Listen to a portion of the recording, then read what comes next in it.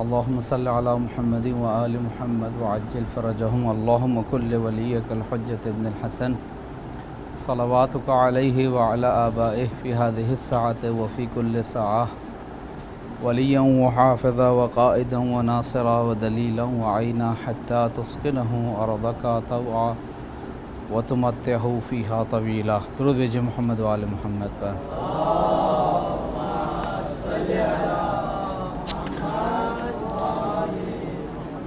اما بعد فقد قال مولانا الامام المہدی علیہ الصلوۃ والسلام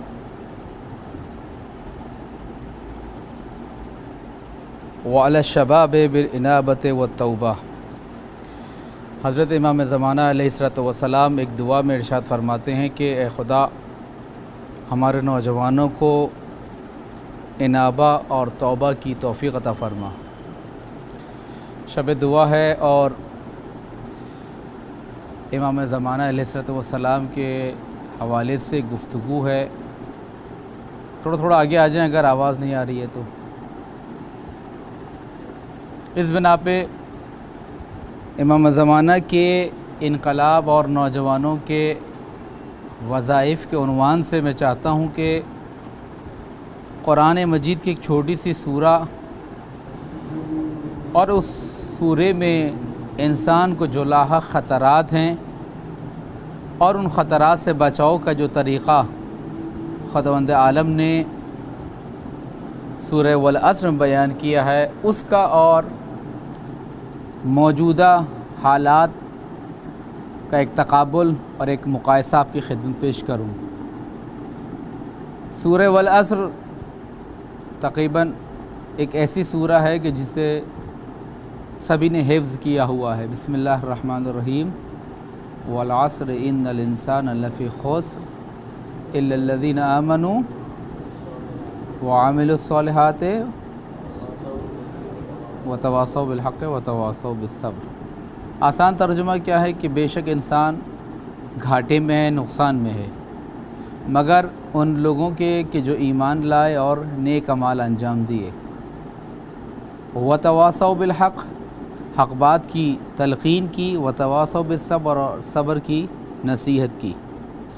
گو کہ یہ چھوٹا سا سورہ ہے لیکن اس سورے میں خداوند عالم نے انسان کو ایک ایسے نقصان سے آگاہ کیا ہے کہ اگر یہ نقصان انسان کو لاحق ہو جائے، انسان کے شامل حال ہو جائے، دامنگیر ہو جائے، تو پھر انسان کا سب کچھ تباہ و برباد ہو جاتا ہے. اور یہ نقصان ایسا ہے کہ اگر انسان متوجہ نہ ہو اس نقصان کی جانب، بہت سی بیماریاں ہوتی ہیں جن کے ظاہری اسباب و علامات نہیں ہوتے، اندر ہی اندر وہ پھیلتی رہتی ہیں اور بالآخر پھر اچانک ایک بڑی بیماری اور بڑے خطرے کی صورت میں سامنے آتی ہیں.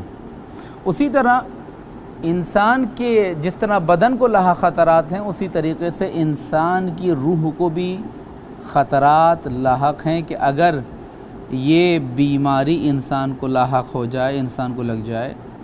ظاہر سی بات ہے یہ ایک نیچرل پروسیس ہے، ایک فطری قانون ہے، یہ زندگی کا ایک حصہ ہے کہ جو بھی نئی چیز آئی ہے اسے پرانا ہونا ہے، اور جب پرانی ہو جائے گی تو ایک اور نئی چیز آئے گی، اس پرانی جگہ ریپلیس ہو جائے گی اور اس کو اٹھا کر سائیڈ میں رکھ دیا جائے گا. پہلے جو ہے وہ نوکیا کے بٹن والے ایسے موبائل آتے تھے، اب جو ہیں ٹچ اسکرین والے آ رہے ہیں، اور آئندہ زمانے میں جو ہے وہ وائس کے ذریعے سے جو ہے وہ اپنی کال ملائیں گے. اور جیسے کہ ابھی بھی آپشن ہے آپ کے یہاں، آپ کوئی لفظ بولتے ہیں اور وہ ٹائپ ہو جاتا ہے. آئندہ زمانے میں آپ نمبر بولیں گے اور نام بولیں گے اور اس کا کانٹیکٹ نمبر آ جائے گا. آگے ہو سکتا ہے کہ انسان کی فکر کے ذریعے سے کوئی ایسے چیزیں ہوں کہ جو آئندہ آنے والی ٹیکنالوجی کے ذریعے سے یہ سامنے آئے کہ انسان سوچے اور وہ چیز ہونے لگے اور انسان کا رابطہ جو ہے اس مشین سے جڑ جائے. لیکن اس نئی چیز کے آنے میں یا پرانی چیز کے جانے میں انسان کی انسانیت کو اور انسان کے ایمان کو کوئی خطرہ نہیں ہے. اگر یہ اصول کہ ہر ایک نئی چیز نے آنا ہے، پرانی چیز نے جانا ہے، اور انسان کی ہر انسان سے وابستہ ہر چیز کو نقصان کا خطرہ لاحق ہے۔ انسان کی آنکھ کو خطرہ لاحق ہے، انسان کے کان کو خطرہ لاحق ہے، انسان کی زبان کو خطرہ لاحق ہے، انسان کے دانتوں کو خطرہ لاحق ہے، انسان کے دل کو خطرہ لاحق ہے۔ انسان بہت زیادہ ٹھنڈا پانی پیے تو ٹھنڈا پانی پینے سے اس کی جو رگیں ہیں ان میں چکنائی زیادہ ہوتی رہے گی، یا گرم چیز کھائی فوراً ہی کولڈ ڈرنک پی لی تو اس کے بعد جو ہے وہ کہتے ہیں کہ وہ نقصان دہ ہے، زیادہ ٹھنڈا پانی پینا بھی۔ یعنی نقصانات کی مختلف قسمیں اور کیٹیگریز ہیں۔ اسی طریقے سے انسان کی انسانیت کو بھی خطرہ لاحق ہے، اور بعض اوقات انسان کی انسانیت کو جو خطرہ لاحق ہوتا ہے اتنا شدید ہوتا ہے، یہ حملہ اتنا زیادہ ہوتا ہے کہ انسان بالکل ختم ہو جاتا ہے۔ مثال کے طور پر خدا نخواستہ کسی انسان کا ایکسیڈنٹ میں انتقال ہو جائے، یا اس سے کم تر چلے مثال میں دوں، کوئی شخص نابینا ہو جائے، اس کی آنکھوں کی بصارت اور روشنی چلی جائے، لیکن کیا اس کے آنکھوں کی بصارت اور روشنائی جانے سے کیا اس کا ایمان بھی ضائع ہو جاتا ہے؟ ضروری نہیں ہے۔ ممکن ہے ایک شخص اندھا ہو لیکن صاحب ایمان ہو۔ حضرت ابو بصیر امام کے صحابی ہیں، نابینا ہیں لیکن صاحب ایمان ہیں۔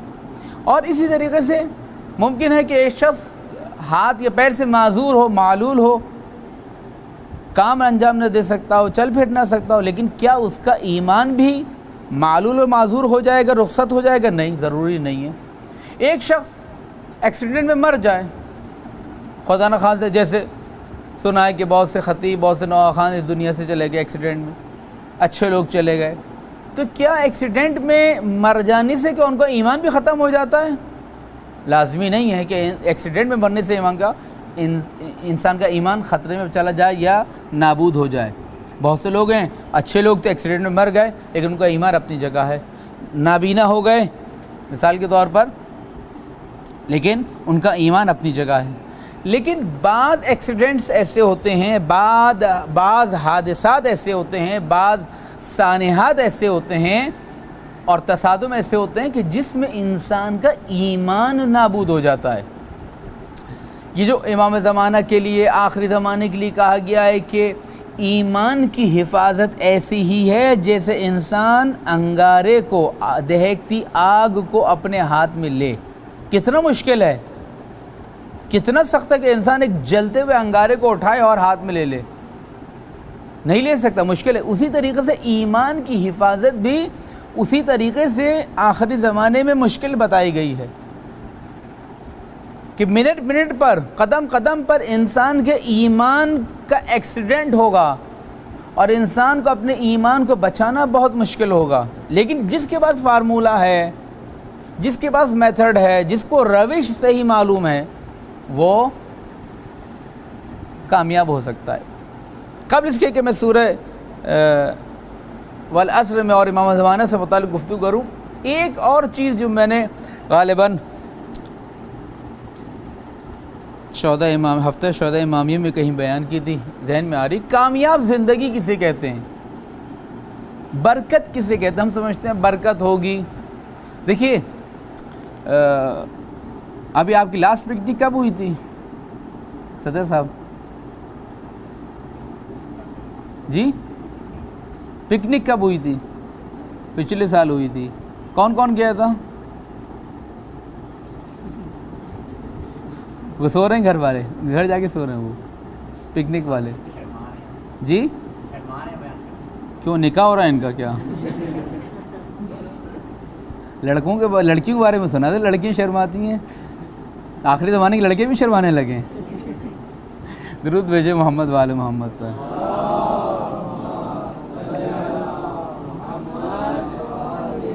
اگر ایسے شرمیلے ہوں گے تو میرے خیال سے ہاں کہلوانے کے لیے بھی مولانا کو کئی دفعہ کہنا پڑے گا۔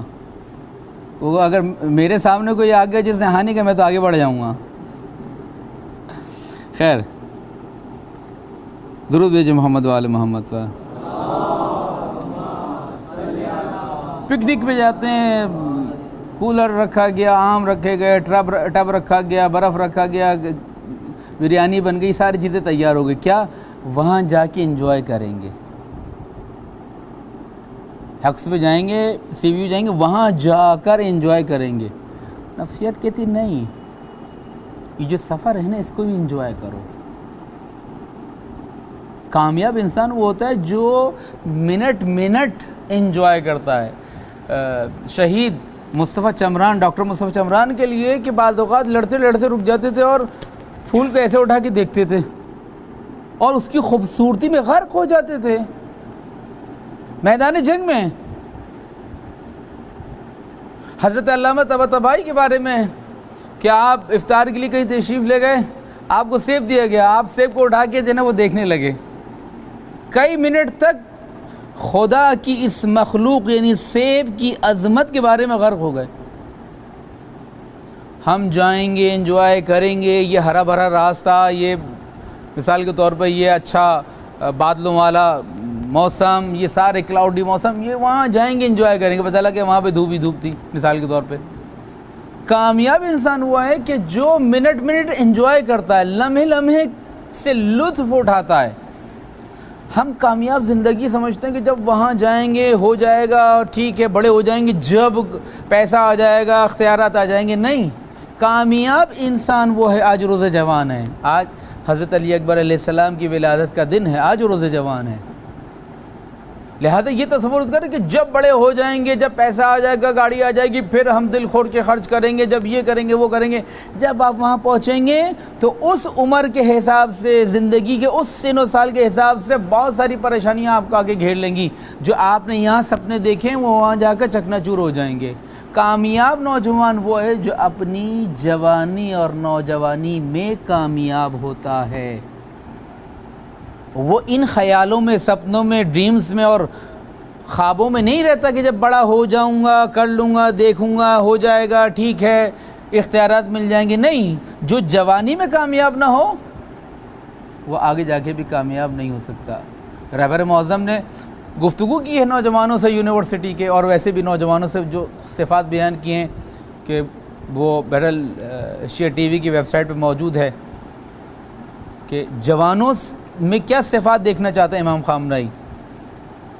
وہاں پہ بھی انہوں نے یہی کہا کہ جو نوجوانی میں خدا کا نہیں بنا وہ بڑے ہو کر بھی 30 سال میں بھی خدا کا نہیں بن سکتا۔ جو نوجوانی میں، میٹرک میں، انٹر میں پڑھنے لکھنے والا نہیں بن سکا، وہ آگے جا کر بھی اچھی سے اچھی یونیورسٹی میں بیٹھ کے کیفیٹیریا میں تو وقت ضائع کرے گا،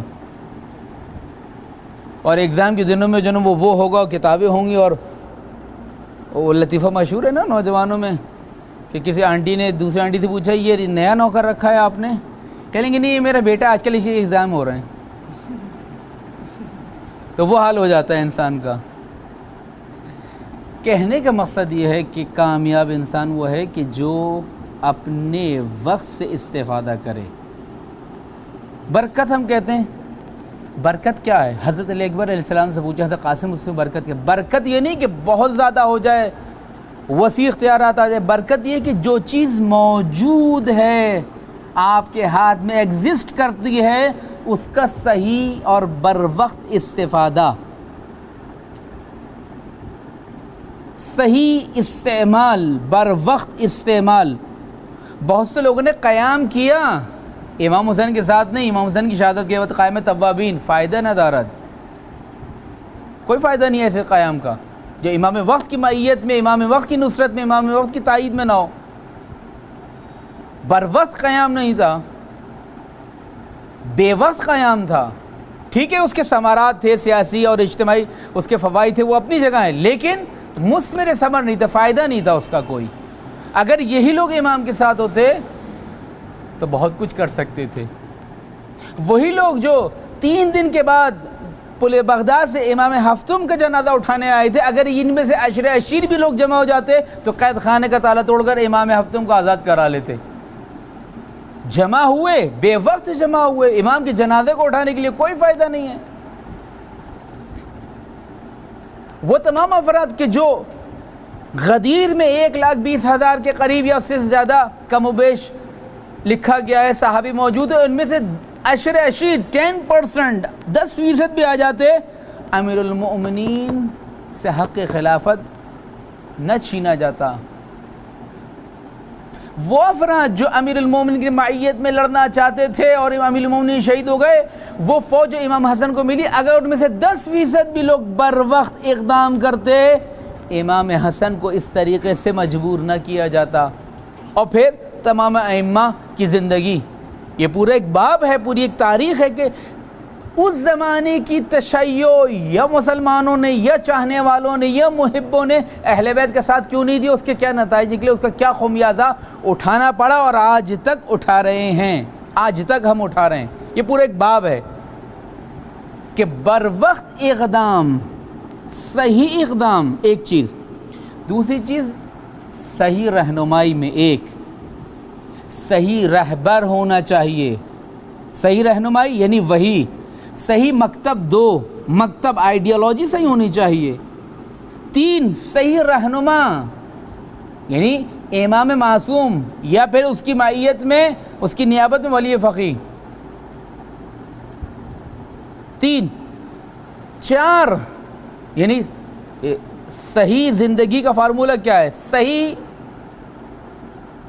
مکتب رہنمائی یعنی وہی، مکتب استاد یعنی رہنما، چوتھی چیز صحیح راستہ، مکتب بہت اچھا ہے، وہی بہت اچھی ہے، امام بہت اچھا ہے، لیکن راستہ اگر صحیح نہیں ہے انسان کامیاب نہیں ہوگا۔ راستہ بھی ہے، صحیح ڈائریکشن صحیح نہیں ہے، وضو کیا ہے، غسل کیا ہے، طہارت کی ہوئی ہے، خوشبو لگائی ہوئی ہے، داڑھی میں کنگھا بھی کیا ہوا ہے، جانماز بھی بہت اچھی ہے، سجدے کا بھی بہت بڑی ہے، تصویر بہت خوبصورت ہے، لیکن جو ہے آپ کی ڈائریکشن ہی غلط ہے، نماز ہو جائے گی؟ نہیں ہوگی، ڈائریکشن غلط ہے آپ کی۔ اور پھر بر وقت، اور آخری چیز بر وقت فیصلہ، یعنی آپ خوشبو لگائیں، داڑھی میں کنگھی کریں، اچھے کپڑے پہنیں، پرفیوم لگائیں، قبلہ رخ ہو جائیں، بہت اچھی بات ہے، لیکن فجر کی نماز 8 بجے پڑھ رہے ہیں، بر وقت نہیں ہے ایسی نماز۔ کامیاب انسان وہ صحیح رہنمائی، صحیح آئیڈیالوجی، صحیح مکتب، صحیح ہدایت کرنے والا رہنما، صحیح راستہ، صحیح جہت اور سمت اور ڈائریکشن، اور صحیح انداز میں بر وقت استعمال۔ یہ حضرت قاسم نے کہ حضرت قاسم کو سن 13 سال اس سے کمتر لکھا گیا ہے، لیکن یہی حضرت قاسم اپنی اسکلز کو، اپنی دنیا کو، اپنی صلاحیتوں کو، اپنی قابلیتوں کو، اپنی استعداد کو بر وقت استعمال کرتے ہیں تو کامیاب ہیں۔ کچھ لوگوں نے بعد میں کیا، بے وقت استعمال کیا، کامیاب نہیں۔ کربلا کی صحیفے میں نام نہیں ہے ان کا عزیزان گرامی۔ اگر یہ فارمولہ سمجھ میں آ جائے، صحیح مکتب، صحیح آئیڈیالوجی، صحیح رہنما، صحیح خط اور صحیح راستہ، صحیح جہت، بر وقت، ہم کامیاب ترین انسان ہوں گے۔ امام زمانہ علیہ السلام کے اصحاب کے بارے میں ہے کہ اصحاب المیدی شباب، امام کے تمام اصحاب کون ہوں گے؟ جوان ہوں گے، شباب۔ یہ جو امام نے دعا فرمائی ہے، امام کی ایک دعا ہے یہ، جس کی تشریح آیت اللہ جواد عاملی نے کی ہے، اللہم ارزقنا توفیق الطاعہ وبعد المعصیہ، اس میں کہتے ہیں وعلی الشباب بالانابۃ والتوبہ، ہمارے نوجوانوں کو، ہمارے جوانوں کو انابہ یعنی لوٹنا، توبہ اور انابت میں فرق کیا ہے؟ انابہ کہتے ہیں لوٹنے کو، فکری لحاظ سے آپ سوچ رہے ہیں بیٹھے بیٹھے آپ کا دماغ کہیں اور جا رہا ہے، خالی ذہن شیطان کا کارخانہ ہوتا ہے، آپ اگر لوٹ کے آ گئے یہ انابت ہے، یعنی لوٹنا ہے۔ توبہ گناہ کے بعد لوٹنے کو کہتے ہیں، انابہ گناہ سے پہلے خدا کے پاس لوٹنے کو کہا جاتا ہے۔ امام دونوں جہت استعمال کر رہے ہیں، دونوں ورژن بتا رہے ہیں آپ کو، گناہ سے پہلے اور گناہ کے بعد۔ انابہ گناہ سے پہلے، گناہ انجام نہیں دیا، فکر میں گناہ آ رہا ہے، شیطان والا کر آ رہا ہے، آپ فوراً لا حول ولا قوت پڑھ کے واپس آ گئے۔ امام خامنئی کو حضرت آیت اللہ بہجت نے جو دعا تعلیم فرمائی تھی، جس کو دعائے غریق بھی کہا جاتا ہے، جو چھٹے امام نے تعلیم فرمائی تھی کہ آخری زمانے میں یہ دعا کثرت سے پڑھو، وہ دعا آیت اللہ بہجت رحمۃ اللہ علیہ نے امام خامنہ حفظہ اللہ کو تعلیم دی جب آپ قم تشریف لائے تھے آج سے 10 سال قبل یا 12 سال قبل۔ وہاں پہ آپ نے یہ دعا امام خامنہ حفظہ اللہ کو تعلیم فرمائی کہ یہ دعا کثرت کے ساتھ پڑھی، کسی خاص موقع نہیں۔ یا اللہ ہو یا رحمان ہو یا رحیم یا مقلب القلوب ثبت قلبی علی دینک، بہت آسان دعا ہے۔ یا اللہ ہو یا رحمان ہو یا رحیم، ایک دفعہ سب مل کے پڑھیں زور سے۔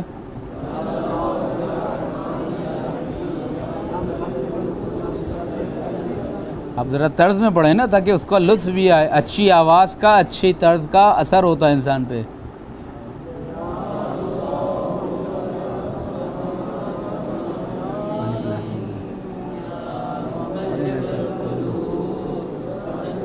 کیا مطلب؟ یا اللہ ہو اللہ، یا اللہ ہو یا رحمان ہو یا رحیم، اے اللہ اے رحمان رحیم، یا مقلب القلوب، اے دلوں کو پلٹانے والے، ثبت قلبی علی دینک، میرے دل کو اپنے دین، راستے اور آئیڈیالوجی پر ثابت قدم رکھ۔ امام کہہ رہے ہیں کہ میرے شیعوں کی، میرے مجاہدوں کی، میرے نوجوانوں کی جو میری سپاہ میں شامل ہوں گے، ایک خصوصیت یہ ہے، اور بھی ہیں لیکن میں اور نہیں بتا رہا ہوں، ایک خصوصیت یہ ہے وَعَلَى الشَّبَابِ بِالْإِنَابَةِ وَالتَّوْبَةِ، انابہ پہلے کہا ہے، پہلے توبہ نہیں کہا، پہلے کہا انابہ، یعنی ممکن ہے کہ تم ذہن کے مرحلے میں، فکر میں، خیال میں، سوچ میں گمراہی کے شکار ہو، فوراً یہ دعا پڑھو اور خدا کی طرف لوٹ جاؤ، یہ انابہ ہے۔ اور توبہ اس کے لیے ہے کہ جو عملی طور پہ گناہوں کو انجام دے لے، فرق ہے دونوں میں۔ انابہ یعنی انسان کا رخ ابھی خدا کی طرف ہے، راستے میں چلنا شروع کیا اس نے خدا کی طرف، مثال قبلہ رخ، شیطان نے ورغلانا شروع کیا، یہ قبلے سے خدا کی طرف اس کا چہرہ ہے منحرف نہیں ہوا ہے۔ اگر یہ گناہ کر لے گا تو اب اس کی پیٹھ خدا کی طرف ہوگی، اس کا چہرہ شیطان کی طرف ہوگا۔ وہاں پہ یہ کہا کہ انسان انابہ کرے۔ امام مہدی علیہ السلام فرما رہے ہیں کہ میرے مجاہدوں کی صفت یہ ہے کہ وہ فکر میں بھی گناہ نہیں کرتے، اور اگر فکر میں انحراف پیدا ہوتا ہے فوراً خدا کی طرف لوٹتے ہیں۔ اور اس کے ساتھ ساتھ فرمایا کہ اگر گناہ ہو جائے خدا نہ خواستہ تو پھر خدا کی طرف لوٹا۔ درود بھیجے محمد و آل محمد پر۔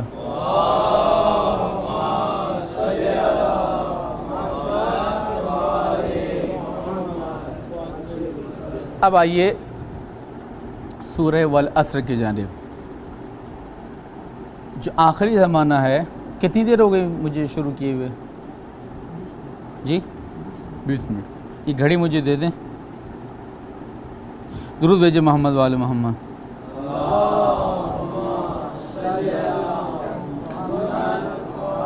ایک جگہ میں خطاب کر رہا تھا تو لوگ آتے ہیں کہ مولانا یہ تسبیح جو ہے وہ کربلا کی ہے۔ میں نے کہا بہت اچھا ہے۔ تسبیح لگی تھی، مولانا یہ تسبیح ہے کربلا کی۔ میں نے کہا بہت اچھا ہے۔ یہ رومال لائیں آپ کے لیے کربلا کا، بہت اچھا ہے۔ یہ عطر آپ کے لیے کربلا کا ہے۔ میں نے کہا کربلا کا موبائل اور لیپ ٹاپ بھی اچھا ہوتا ہے۔ تو یہ ان کی طرف سے ہدیہ ہو گیا۔ درود بھیجے محمد و آل محمد پر۔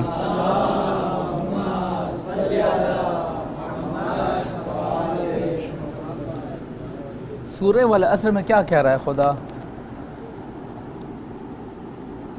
روز جوان بھی ہے تو بہرحال اگر جوانوں کو ہنسایا نہ جائے تو فائدہ نہیں ہے نا۔ روز جوان روز شادی ہے، شادی فارسی والی ہے، ہاں اردو والی شادی نہیں ہے، یعنی خوشی۔ اس بنا پہ بہرحال ادخال السرور فی قلب مومن کے مومن کو خوش کرنا، وہ اس میں بھی قید مومنہ یہاں مراد نہیں ہے، مومن مراد ہے۔ مومن کو خوش کرنا جو ہے یا محرم خواتین کو خوش کرنا جو ہے وہ عبادت ہے۔ یہ جو سورہ والعصر ہے اس میں اللہ تعالیٰ نے پوری زندگی کا خلاصہ ان الانسان لفی خسر، یہ جو میں نے کہا کہ انسان کا ایکسیڈنٹ ہو سکتا ہے، اس کی روح تباہ و برباد ہو سکتی ہے، خدا اس فکر و خیال کو، اس فکر کو بچانا چاہ رہا ہے، اس ایمان کو بچانا چاہ رہا ہے جس کی جانب امام زمانہ علیہ الصلوۃ والسلام کر رہے ہیں بالانابہ۔ انابہ یعنی فکر، یعنی سوچ، یعنی تمہارے عقل کی دنیا، تمہاری سوچ کی دنیا، تمہاری فکر کی دنیا، تمہارے خیالات جو کسی کو نظر نہیں آتے۔ خیال اور فکر کی اسپیڈ اتنی ہوتی ہے کہ آنن فانن یہاں سے وہاں تک پہنچ جاتی ہے۔ آپ کو جسمانی طور پر چاند پہ پہنچنے کے لیے کئی دن لگ سکتے ہیں، لیکن فکر منٹوں میں چاند تک پہنچ جاتی ہے۔ ایک چیز ایک ہی وقت میں کالی اور سفید ہو محال ہے، غیر ممکن ہے۔ اس کو کہتے ہیں اجتماع نقیضین، یعنی ایک ہی چیز ایک ہی وقت میں کالی بھی ہو، گوری بھی ہو، لال بھی ہو اور ہری بھی ہو، ممکن نہیں ہے۔ یا ہری ہوگی یا لال ہوگی، یا سفید ہوگی یا سیاہ ہوگی۔ اس کو کہتے ہیں اجتماع نقیضین، یعنی ایک دوسرے کے متضاد چیزیں ایک چیز میں جمع نہیں ہو سکتے۔ لیکن فکر اس ایک کتاب کو ایک ہی وقت میں کالا بھی اور سفید بھی ثابت کر سکتی ہے۔ حتیٰ کہ جو چیز محال ہے، یعنی خدا کا شریک اصلا محال ہے دنیا میں، لیکن آپ کی فکر خدا کا شریک بھی قرار دے سکتی ہے۔ یعنی فکر کی پہنچ، فکر کا دائرہ، فکر کی بوجھ جو ہے وہ بہت وسیع ہے، آنن فانن منٹوں میں کہیں سے کہیں جاتی ہے۔ آپ یہاں بیٹھے، بہت ہی اچھا خیال آیا، مثال کے طور میں نے ہاتھ گھمایا، آپ کے ذہن میں کسی کے ہاتھ گھمانے کا کوئی تصور ہوگا، فوراً آپ کی فکر جو وہیں چلی جائے گی۔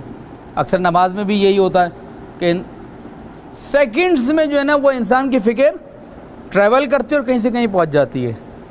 خدا کہہ رہا ہے کہ یہ جو ایمان ہے اس کا تمہاری فکر سے بہت گہرا تعلق ہے۔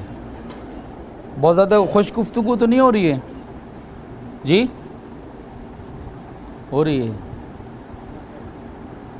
خاموشی رضا کی علامت ہے۔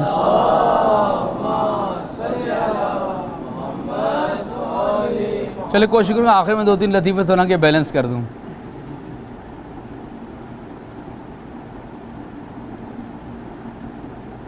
انسان کے ایمان کا تعلق انسان کی فکر سے ہے۔ آپ اچھا سوچیں گے، اچھی فکر پیدا ہوگی، برا سوچیں گے، بری فکر جنم لے گی، بری فکر جب جنم لے گی تو پھر انسان کی توجہ اس بری فکر یا اچھی فکر کی جانب جائے گی۔ کوئی بھی فکر پیدا ہو رہی ہے، آپ کی توجہ، آپ کی رغبت، آپ کے دل کا میلان، جھکاؤ اور رجحان اس کی طرف بڑھتا چلا جا رہا ہے، اور پھر آہستہ آہستہ وہ گندی یا اچھی فکر آپ کو قانع کرنے کی کوشش کرے گی، آپ کو بہلانے پھسلانے لگے گی، آپ کو آمادہ و تیار کرنے لگے گی کہ تم فلاں برے کام کے لیے، فلاں اچھے کام کے لیے آمادہ و تیار ہو جاؤ۔ اور بہت آسانی سے، جس کو قرآن مجید نے مراودہ کہا ہے، کہ جو زلیخا نے حضرت یوسف کے بارے میں لفظ وراودتہ التی ہوا فی بیتہا، مراودہ یعنی کسی برے کام کو چھوٹے چھوٹے سٹیپس کے ذریعے سے انجام دینا۔ یہ نہیں کہنا کہ پہلے مرحلے پہ جا کے یہ کام کر دو وہ کام کر دو، نہیں، بلکہ بہت ہی مراودہ یعنی بہت بڑے گناہ کو، خطرے کو بہت چھوٹے چھوٹے سٹیپس کے ذریعے سے۔ بری فکر رغبت پیدا کرے گی، رغبت آپ کے دل کے جھکاؤ کو اس طرف لے جائے گی، اور پھر آہستہ آہستہ انسان قانع ہونے لگے گا، بہلنے لگے گا، پھسلنے لگے گا، آمادہ و تیار ہو جائے گا۔ خدا کہہ رہا ہے ان الانسان لفی خسر، انسان گھاٹے میں ہے، نقصان میں ہے۔ یہ نقصان معمولی نقصان، یہ ایمان اگر ضائع ہو جائے۔ اچھا ایمان ہوتا کیا ہے؟ ایمان کیا ہوتا ہے؟ ایمان کی سالڈ چیز ہے جس کی اپنی پراپرٹیز ہوں، ویٹ ہو، ماس ہو، کوئی گیس ہے، کوئی لیکوڈ ہے، کس فارم میں ہم لے کر آئیں گے ایمان کو؟ ایمان میرا بہت مضبوط ہے، کیا مطلب؟ یعنی کوئی سالڈ چیز ہے، ان کا ایمان ہی اڑ گیا، کوئی گیس فارم میں ہے۔ اس کی فارم کیا ہے، اس کی پراپرٹیز کیا ہیں؟ کبھی سوچا کہ ایمان کہاں ہوتا ہے؟ دل سینے میں ہوتا ہے، پھیپھڑے سینے میں ہوتے ہیں، گردے نیچے ہوتے ہیں، آنکھیں سر میں چہرے پہ ہوتی ہیں، کان جو ہے وہ دونوں طرف ہوتے ہیں، ناک بیچ میں ہوتی ہے، ہونٹ ناک کے نیچے لگے ہوتے ہیں. یہ ایمان کہاں ہوتا ہے؟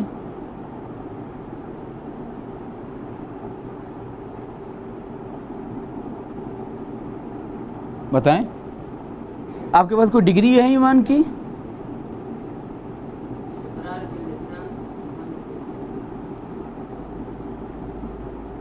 ایمان کی کوئی ڈگری ہے کہ آپ کے جناب میرے پاس ڈگری ہے ایمان کی، یہ میں اتنے فیصد ایمان کا مالک ہوں؟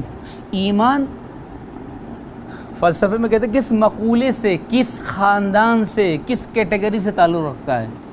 ایمان ٹھوس نہیں ہے، ایمان مایا نہیں ہے، ایمان گیس نہیں ہے، نہ سالڈ نہ لیکوڈ نہ گیس، مادے سے کوئی تعلق نہیں. اس کا مطلب غیر مادی چیز ہے. ایمان دماغ میں ہوتا ہے، دل میں ہوتا ہے، کہاں ہوتا ہے ایمان؟ بھائی ایمان ہے نا جی، دل کے یقین کو ایمان. بہت اچھی بات ہے.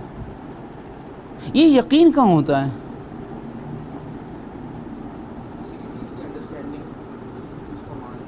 یہ کہاں رکھا جاتا ہے؟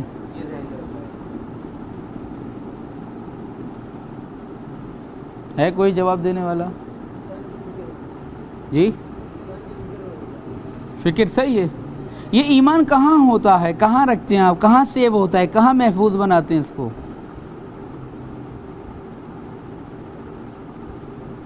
ایمان کی کوئی جگہ نہیں ہے. روایات میں جو کہا گیا ہے دل سے مراد یہ دل نہیں ہے، یہ والا دل نہیں ہے جو پمپ کرتا ہے، دھڑکتا ہے، خون پھینکتا ہے، سکڑتا ہے، جس کو صنوبری شکل کا دل کہتے ہیں. یہ دل مراد نہیں ہے. اس دل سے مراد انسان کی روح ہے، انسان کی وہ فکر ہے جس کی جانب امام زمانہ توجہ دلانا چاہ رہے ہیں. مختصر کروں، بہت زیادہ گہری بات نہیں کروں گا. ایمان کا تعلق انسان کی فکر سوچ سے ہوتا ہے، گہرا تعلق ہے. جو آپ سوچ رہے ہیں آہستہ آہستہ وہ چیز آپ کے ایمان میں یا اضافہ کر رہی ہے یا ایمان کی دیوار کو کاٹ رہی ہے. شمالی علاقہ جات اور کشمیر کے کوئی دوست ہیں یہاں پہ؟ آپ نے دیکھا ہوگا کہ پہاڑ مثلا اوپر ہے اور دریا نیچے ہے. دریا کیا کرتا ہے؟ آہستہ آہستہ جب ٹکراتا ہے پہاڑوں سے تو وہ پہاڑ کو کاٹنا شروع کرتا ہے، اور نیچے سے چونکہ کاٹنا شروع کرتا ہے وہ کمزور ہوتی ہے، اس سے اوپر والا حصہ کمزور ہوتا ہے، اس سے اوپر والا حصہ کمزور ہوتا ہے، اور وہ جہاں جہاں سڑک ہوتی ہے وہ کمزور ہوتی چلی جاتی ہے. بعض اوقات میں نے خود دیکھا ہے کہ پوری سڑک بہہ جاتی ہے. بعض اوقات انسان کی فکر ایمان کو ایسے نابود کرتی ہے کہ بالکل چھوٹی چھوٹی سطح سے نیچے سے کاٹنا شروع کرتی ہے. آنن فانن جو ہے وہ مسئلہ حل ہو جاتا ہے، اور انسان جو ہے وہ ایک ایسے صحرا میں کھڑا ہوتا ہے، اسے پتہ نہیں ہوتا کہ بعض اوقات معمولی سی غلطی جو ہے وہ کیا ہوتی ہے. انسان بالکل حیران و پریشان، بے مقصد، لاچار، بے یار و مددگار کھڑا ہوتا ہے کہ میں نے کیا کیا. معمولی سی غلطی انسان کو کہیں سے کہیں پہنچا دیتی ہے. الغرض اور مختصر، خدا کہہ رہا ہے تمہارے ایمان کو خطرہ ہے، تم اپنی سوچ کو بدلو، اپنی سوچ کو مثبت کرو. اس میں بہرحال اور بھی پہلو ہیں جو تھوڑے سے علمی ہیں، میں ان سے صرف نظر کر رہا ہوں کیونکہ دوستوں کے چہرے پر ابھی تک جو ہیں وہ میری گھڑی میں 12:15 ہو رہے ہیں، لیکن بہت سے دوستوں کے چہرے پہ 12 بج رہے ہیں. درود بھیجیں محمد وعلی محمد پر.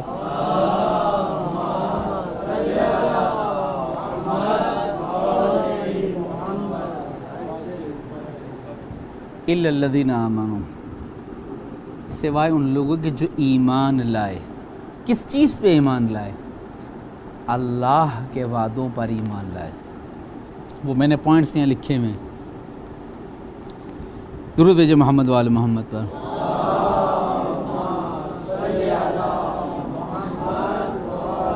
الا الذین آمنوا، ایمان لائے. کس پہ ایمان لائے؟ اللہ کے وعدوں پہ ایمان لائے. جو آپ کوشش کر رہے ہیں یہ رائگاں نہیں جائیں گی، خدا کی بارگاہ میں ان کا حساب کتاب ہے، اچھی ہے تو ثواب اور بری ہے تو خدا نخواستہ عذاب۔ الا الذین آمنوا وعملوا الصالحات، اور پھر ایمان لانے کے بعد کیا کرنا ہے؟ نیک اعمال کو انجام دینا ہے۔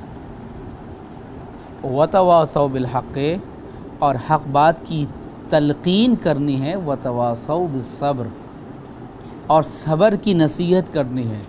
تواصوا یعنی ایک دوسرے کو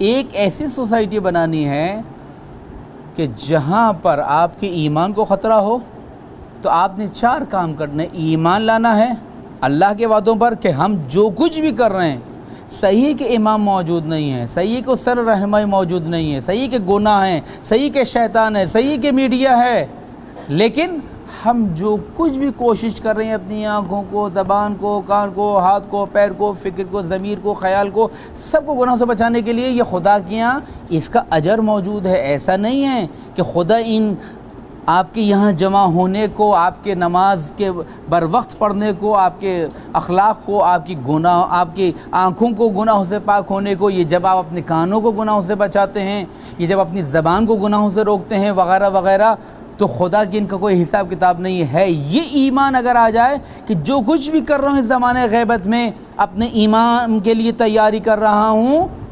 بالانابہ فکر کے لحاظ سے یا توبہ کے لحاظ سے، یہ اگر ایمان آ جائے، پھر کہا کہ وعملوا الصالحات، اور پھر نیک اعمال یعنی پریکٹیکل، یعنی ہاتھ پہ ہاتھ رکھ کے بیٹھنا نہیں ہے، فوراً کا الا الذین آمنوا وعملوا الصالحات، یعنی امام زمانہ کے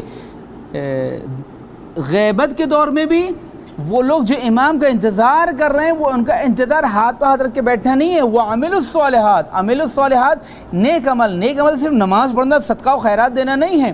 ایک نیک عمل یہ ہے کہ امام کا انتظار کیا جائے، انتظار الفرج، اس کو کہا ہے کہ افضل الاعمال انتظار الفرج۔ امام کی ذریعے سے جو ظہور ہوگا اور ظہور کے ذریعے سے جو آسانی و گشائش ہوگی، اس کا انتظار افضل ترین عبادت ہے۔ یعنی پریکٹیکل ازم کی طرف آپ کو لے جانا ہے کہ آپ بھی اس سسٹم، اس میکینزم کا حصہ بنیں، نہ کہ ہاتھ پہ ہاتھ۔ وعملوا الصالحات یعنی مسلسل عمل ہے، ایسا نہیں ہے کہ 4 دن پہلے ایک سوچ پیدا کی تھی، ایمان لائے تو سو گئے، اس کے بعد 4 دن کے بعد نماز پڑھیں گے، ہرگز نہیں۔ امام کا سپاہی، امام کہہ رہے ہیں میرے صحابی نوجوان ہیں، امام کہہ رہے ہیں انابہ یعنی اپنی فکر صحیح رکھو گے تو اپنے ایمان کو بچا سکو گے، ایمان صحیح ہوگا تو تمہارا عمل پریکٹیکل صحیح جہت میں، صحیح ڈائریکشن میں، بر وقت صحیح ہادی اور رہنما کی روشنی میں، صحیح آئیڈیالوجی، صحیح خط اور صحیح وے میں ہوگا۔ وعملوا الصالحات یعنی صحیح وے میں، بر وقت، بے وقت نہیں۔ امام کا صحابی یا امام کا ناصر در حقیقت اپنے آپ کو آمادہ رکھتا ہے کہ وہ بر وقت اقدام کرے، یعنی ایٹ دا اسپاٹ کہتے ہیں نا، بالکل اسپاٹ پر، مثلا یہ کام کیا میں نے، فوراً یہ کام کیا، حاضر جوابی جس کو کہتے ہیں۔ یہ ہے عمل الصالحات کی تفسیر۔ وتواصوا بالحق، حق بات کی تلقین کرنا ایک دوسرے کو کہ دیکھو یہ زمانہ، یہ پرآشوب زمانہ ہے، اس میں پریشانیاں ہیں، سختیاں ہیں، مشکلات ہیں، شکنجے ہیں، ساری چیزیں ہیں۔ اور پھر وتواصوا بالصبر، لیکن اس راہ میں امام تک پہنچنے کے لیے، عصر ظہور تک پہنچنے کے لیے سختیاں ہیں، ان کے لیے صبر لازمی ہے، لیکن صبر سے مراد تمہارے قدموں کی رفتار میں جو منزل کی جانب اٹھ رہے ہیں قدم، ان میں سستی نہ آنے پائے۔ صبر کا مطلب یہ نہیں کہ بیٹھ جاؤ، دیکھا جائے گا، ہو جائے گا، امام آ جائیں گے، کر لیں گے خود، نہیں۔ آپ کی جو رفتار ہے اپنے مقصد کی جانب، وہ سست نہ پڑے، کم نہ ہو، بلکہ مسلسل، یہ وہ چیز ہے۔ اور یہ اگر چیز انسان کو حاصل ہو جائے تو پھر خدا کہہ رہا ہے کہ انسان کامیاب ترین انسان ہے۔ امام زمانہ علیہ السلام کے ظہور سے پہلے جو حالات ہوں گے، کم و بیش آپ نے سنے میں، میں اب اس سے زیادہ مزاحم نہیں ہوں گا، صرف یہ کہ ضرورت ہے ایمان کی، ضرورت ہے عمل صالح کی، ضرورت ہے حق بات اور صبر کی تلقین و نصیحت کی۔ یہ عمل صالح میرے نوجوان دوستوں صرف نماز پڑھنا نہیں ہے۔ آقا محسن قراتی کہتے ہیں جیسے میں کہوں عمل صالح یعنی ایک نیک عمل، آپ نے کسی کی مدد کی، ایک نیک عمل۔ الصالحات صالح ایک نیک عمل، صالحات دو تین نیک عمل، الصالحات یعنی سارے نیک عمل۔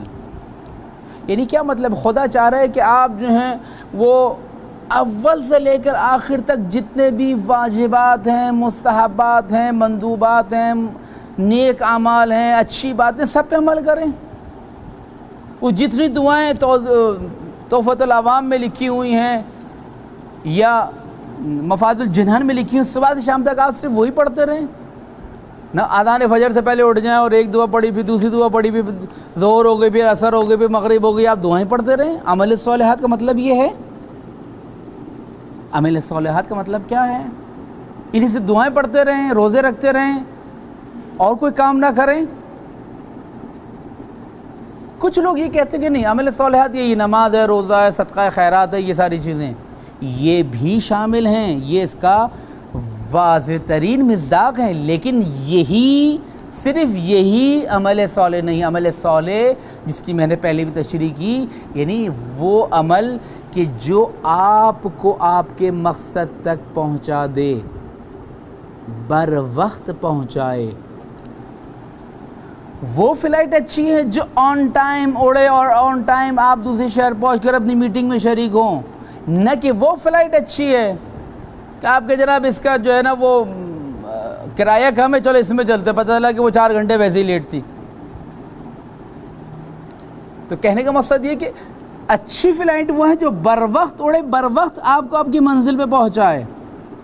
عمل صالح یعنی وہ فلائٹ کہ جو آپ کو آپ کے مقصد سے بر وقت پہنچائے، اور یہ بر وقت پہنچانا ان تمام شرائط کے ساتھ اور کنڈیشن کے ساتھ، صحیح آئیڈیالوجی، صحیح مکتب، صحیح رہنما، صحیح وے اور راستہ، صحیح ڈائریکشن، ان 5 کے بعد چھٹی چیز بر وقت ہے۔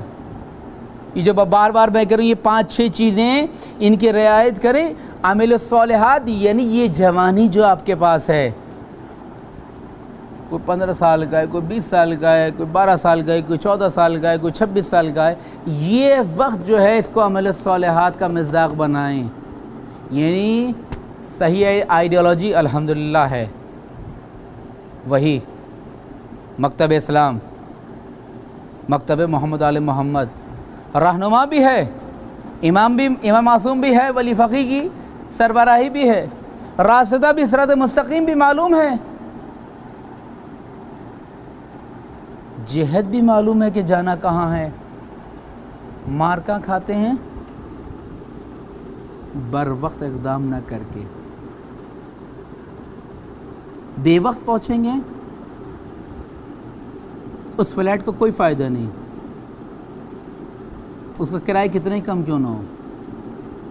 عمل الصالحات یہی ہے۔ امام الزمانہ علیہ الصلوۃ والسلام کے مجاہدوں کی صفت ہی یہی ہے کہ وہ بر وقت اقدام کرتے ہیں، یعنی جو وسائل، جو امکانات، جو اسکلز ان کے پاس موجود ہیں اس سے صحیح استفادہ، صحیح جہت، صحیح خط، صحیح وے میں استفادہ، صحیح آئیڈیالوجی کے ساتھ استفادہ اور صحیح وقت پہ استفادہ۔ اگر یہ چیز ہم نے اپنی عادت بنا لی میرے نوجوان دوستوں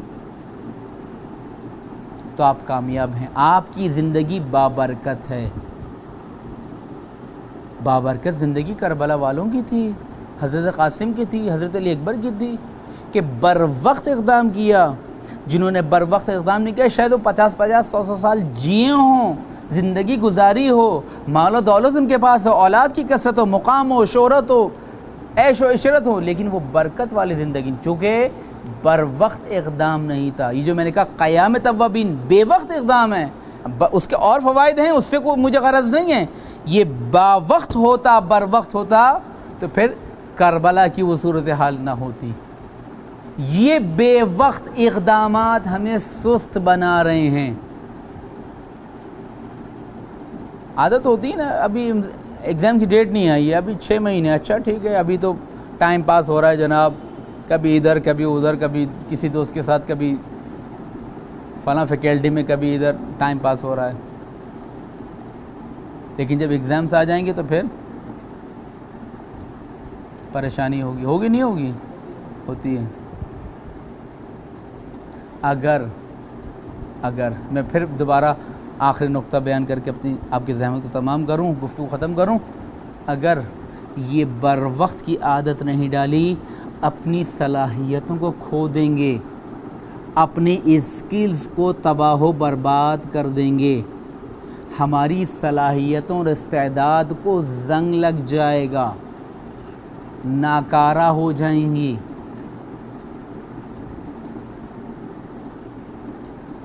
اگر آپ ایک بڑے مرحلے کے تیار ہونا چاہتے ہیں تو انسان وارم اپ کرتا ہے، ایک انٹرنیشنل لیول پہ کوئی اسپورٹ ہو رہا ہے، کوئی کھیل ہو رہا ہے تو اس کے لیے نیٹ پریکٹس کی جاتی ہے۔ یہ چھوٹا چھوٹا بر وقت عمل نیٹ پریکٹسنگ ہے آپ کے لیے کہ امام زمانے کے لیے تیار، بر وقت نماز، بر وقت نظروں کو جھکا لینا نامحرم کو احساس کرتے ہی، بر وقت کانوں کی توجہ کو کہیں اور موڑ دینا، گانے غیبت کے وقت، جب دل چاہ رہا ہو کہ غیبت کرے، تہمت لگائے، ٹانگیں کھینچے، بری بات کرے، چغل خوری کرے، بر وقت زبان کو روک لے، یہ آہستہ آہستہ آپ کی صلاحیت کو نہ صرف پروان چڑھائے گی بلکہ آپ کے اندر بر وقت اقدام کرنے کی صلاحیت پیدا کرے گی۔ حضرت حر نے بر وقت اقدام کیا تھا۔ کیا حضرت حر کا اقدام تھا؟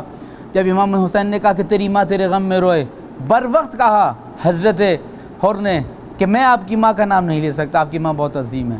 یہی بر وقت اقدام نے حر کی قسمت بدل دی، جیسے کہ علماء نے لکھا ہے۔ بر وقت اقدام کیا، اس نے صحیح جملہ بولا، زندگی بدل دی اس نے۔ اور اسی طریقے سے اور بہت سے افراد جو امام کے ساتھ تھے، صحابی تھے، مدینے میں رہ گئے، مکے میں رہ گئے، امام کے ناصر نہیں بنے، مددگار نہیں بنے، یاور نہیں بنے، معین نہیں بنے۔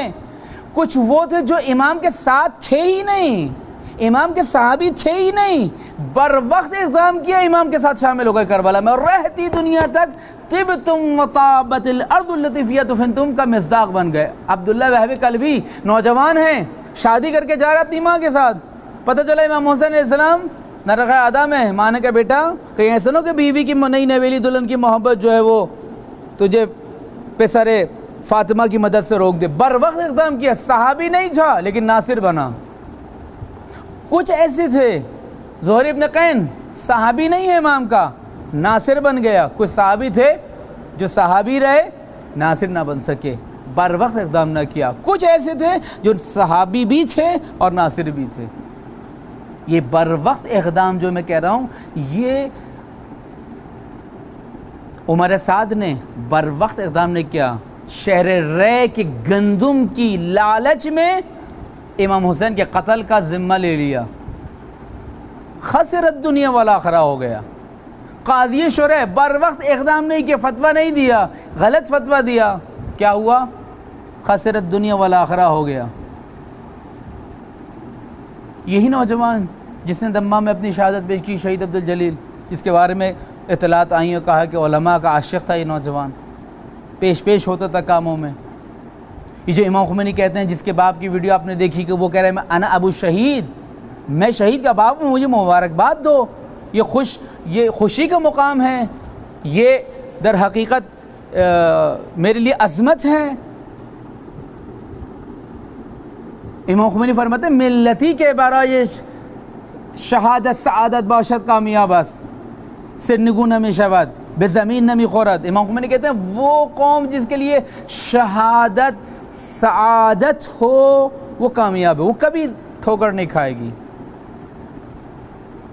ہماری اتنے شہید ہو رہے ہیں چونکہ ہم متحد نہیں ہیں، معذرت کے ساتھ متحد ہوتے تو اب تک اتنی شہادتوں کے بعد ہمارا اجتماعی لیول کہیں اور پہنچا ہوا ہونا چاہیے تھا، کہیں اور ہونے چاہیے تھا ہمیں۔ اتنی شہادتوں کے بعد روز جوان آخر میں ایک واقعہ سنا کہ آپ کی زحمت کو تمام کروں۔ امام خمینی نے کسی عالم کو، کسی ٹیچر کو، کسی مفکر کو اپنا قائد اور رہنما نہیں کہا۔ امام خمینی کتنے عظیم تھے۔ 4 جون کو امام خمینی کی برسی ہے۔ کچھ جملے ان کے حوالے سے بھی، امام کے ناصر تھے، امام کے مددگار تھے۔ یہ انقلاب امام خمینی کا مقدمہ ہے انقلاب امام زمانہ کے لیے۔ کس کے لیے امام خمینی نے کہا؟ میرے بچوں ذرا غور سے سنو، ایک 13 سال کے بچے کے لیے، نوجوان کے لیے امام خمینی نے کہا کہ یہ ہمارا رہبر ہے۔ تصور کر سکتے ہیں آپ؟ 13 سال کے بچے کے لیے، نوجوان کے لیے، 13 سال یعنی تقریباً حضرت قاسم کا سن۔ یہ میں نے کہا حضرت قاسم بابرکت زندگی کے حامل تھے، بر وقت اقدام کیا، کامیاب۔ علی اکبر کامیاب، بر وقت اقدام کیا۔ ان 5 شرائط یعنی آئیڈیالوجی، مکتب، رہنما، صحیح راستہ اور صحیح ڈائریکشن، 5 کے بعد 6ٹا اقدام آپ کا اگر غلط ہے، 6 صحیح ہیں، 5 صحیح ہیں، 6ٹا غلط ہے، آپ فیل ہیں، منزل پہ نہیں پہنچ سکتے۔ علی اکبر کو کامیاب، بر وقت اقدام کیا۔ یہ 13 سال کا بچہ، نوجوان محمد حسین فہمیدہ، شہر کرچ کا رہنے والا، امام خمینی کہتے ہیں یہ بچہ ہمارا رہبر ہے۔ تصور کر سکتے ہیں آپ؟ 13 سال کے بچے کو امام خمینی جن کے لیے 7ویں امام نے کہا کہ قوم سے ایک مرد کھڑا ہوگا، اس کی قوم اس کے ساتھ ہوگی، پوری دنیا اس سے لڑے گی، لیکن اس کے پائے سے بعد میں لغزش نہیں آئے گی، وہ ڈٹا رہے گا۔ اور دیکھا آپ نے آج تک امام خمینی کا لگایا ہوا تناور درخت اسلامی حکومت و ولایت فقیہ آج تک قائم و دائم ہے۔ وہ امام خمینی کہہ رہے ہیں 13 سال کا بچہ، کیوں؟ سرخاب کے پر لگے تھے، اس میں رشتہ دار تھا امام خمینی کا، جاننے والا تھا، بر وقت اقدام کیا تھا۔ 13 سال کے بچے نے دیکھا کہ دشمن آ گیا ہے، اس نے اپنے بدن سے بم باندھا اور ٹینک کے نیچے لیٹ گیا۔ بر وقت اقدام، امام خمینی کہتے ہیں جو بر وقت اقدام کرے گا وہ میرا قائد، میرا رہنما، میرا لیڈر ہے۔ یہ ہیں امام کے سچے سپاہی۔ اور آخر میں ایک اور واقعہ عرض کروں کہ محاذ جنگ پر مجاہدوں کی اور شہیدوں کی ایک عادت ہوتی تھی کہ وہ ڈائری لکھتے تھے، واقعات لکھتے تھے، آج اس سے ہنسی مذاق کیا، آج اس سے ہنسی مذاق کیا۔ اچھا، ہنسی مذاق بھی بہت کرتے تھے کیونکہ ان کے پاس کوئی انٹرٹینمنٹ نہیں ہوتا تھا، یا ماتم کر رہے ہیں، دعائے توسل پڑھ رہے ہیں، بالآخر انسان ایک وقت تک روئے گا، اس کے بعد آنسو ختم، ایک وقت ماتم کرے گا، تھک جائے گا، اس کے بعد پھر آپس میں ہنسی مذاق، شور شرابہ، اور اس طرح کی جو ہے نا سارے سے بر وقت اقدام۔ کیا ہوا؟ اس نے جو اس کی شہادت کے بعد جب اس کی ڈائری ملی تو اس میں لکھے تھے کہ میرے گناہ، تصور کریں آپ، 16 سال کا یہ مجاہد، یہ رضمندہ، یہ انقلابی بسیجی امام کا سپاہی، امام خمینی کا عاشق، 16 سال، 13 سال کے بچے کے لیے امام خمینی نے کہا کہ یہ میرا رہنما ہے، یہ میرا لیڈر ہے، یہ میرا قائد ہے، بر وقت اقدام کیا۔ یہ 16 سال کے بچہ ڈائری میں کیا لکھتا ہے؟ اپنے گناہ لکھ رہا ہے۔ تصور کیجئے کیا لکھ رہا ہے؟ آج میں نے نماز فجر سے پہلے اس کی 2 رکعت مستحب نماز نہیں پڑھی، آج میں نماز باجماعت میں دیر سے پہنچا، آج میں نے کھانے کی لائن میں کھڑے ہو کر بے تابی کی، آج میں نے نماز کے بعد حضرت زہرا کی تسبیح فاطمہ زہرا نہیں پڑھی، روزانہ میں جتنا قرآن پڑھتا تھا میں اتنا قرآن نہیں پڑھ سکا آج۔ یہ اپنے گناہ لکھ رہا ہے۔ تصور کر سکتے ہیں آپ؟ یہ شہداء ہیں جو شمع محفل انسانیت ہیں۔ آخر میں ایک اور واقعہ مجھے یاد آ رہا ہے، حیف ہے کہ نہ سناؤں۔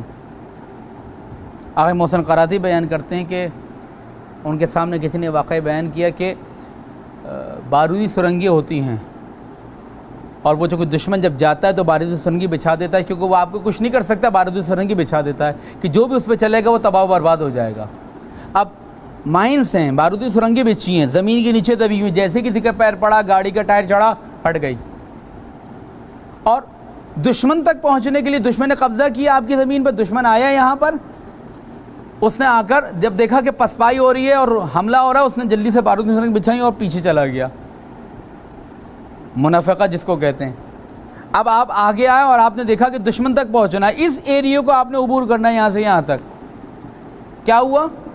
یہاں بارودی سرنگیں ہیں۔ طے پایا کہ کچھ افراد جو ہیں وہ والنٹیئر آئیں اور اپنی جان کا نذرانہ دیں، یعنی 100% موت، ہلاکت، پرخچے اڑ جانا کوئی معمولی چیز نہیں ہے۔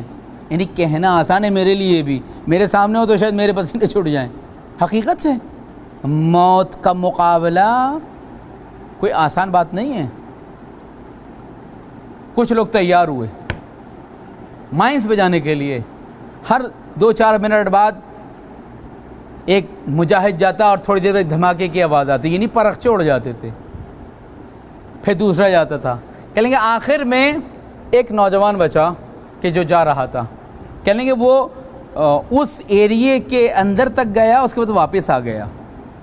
تو جو شخص یہ فلما رہا ہے منظر، چونکہ محاذ جنگ پہ ان تمام سین اور مناظر کو کیپچر کرنے کے لیے، ویڈیو بنانے کے لیے افراد ہوتے تھے وہاں پر، ان کو خاص ٹریننگ دی جاتی تھی کہ وہ سامنے نہیں آتے تھے، لہذا یہ چھپ کے مووی بنا رہا ہے۔ تو کہنے لگا کہ میں نے دیکھا کہ یہ نوجوان واپس آ گیا، تو میں نے سوچا شاید یہ موت سے خوف زدہ ہو گیا ہے، ڈر گیا ہے، دنیا کی محبت سے، شادی شدہ ہوگا، بیوی بچوں کی محبت۔ کہہ لیں گے میں نے دیکھا، میں خاموش رہا، میں نے کہا دیکھو تو کرتا کیا ہے، کیا کرتا ہے یہ واپس آنے کے بعد؟ کہہ لیں گے آیا اور اس نے آنے کے بعد سائیڈ میں کھڑے ہو کر اپنے فوجی بوٹ اتار دیے، تسمے کھولے اور اتار دیے، اور ننگے پیر دوبارہ بارودی سرنگوں کی جانب چلنے لگا۔ تو میں نے اسے بلایا، میں بڑا حیران ہوا، میں نے اسے بلایا ادھر آؤ، یہ تم نے کیا کیا ہے؟ لوگ تو بوٹ پہن کے جا رہے ہیں اور تم اپنے فوجی بوٹ اتار کے جا رہے ہو۔ اس نے کہا یہ جوتے نئے ہیں، میں نے تو مر جانا ہے، پرخچے اڑ جانے ہیں، حیف ہے، افسوس ہے کہ یہ نئے جوتے بھی ضائع ہو جائے، میں اس لیے چھوڑ کے جا رہا ہوں کہ کوئی دوسرا مجاہدہ ان سے استفادہ کرے، ان کو پہنے۔ بر وقت اقدام، یہ وہ شہداء ہیں جن کے مزار کے لیے امام زمانہ تشریف لاتے ہیں۔ اللہ تعالیٰ سے دعا ہے کہ وہ اس روز نوجوان کی برکت سے اور ان ایام کی جو باقی رہ گئے ماہ شعبان کے، ہمیں بر وقت اقدام کرنے کی توفیق عطا فرما۔ اے خدا ہماری زندگی کو، ہماری موت کو، ہماری زندگی کے لمحے لمحے کو اپنی عبادت اور اپنی خوشنودی کا ذریعہ قرار دے۔ امام کے ظہور میں تعجیل فرما، ہم سب کو ان کے انصار و اعوان میں شریک فرما۔ خداوندہ جتنے بھی شہداء ہیں ان کو شہداء کربلا کے ساتھ محشور فرما، اور ہمیں شہداء کے راستے کو، ان کی تعلیمات کو اور ان کے ذکر و یاد و عکس و شعار کو زندہ رکھنے کی توفیق عطا فرما۔ آخر میں ایک سورہ فاتحہ تمام شہداء اسلام کے لیے تلاوت فرمائیے کہ جنہوں نے شجر اسلام کی آبیاری کی۔ بسم اللہ الرحمن الرحیم۔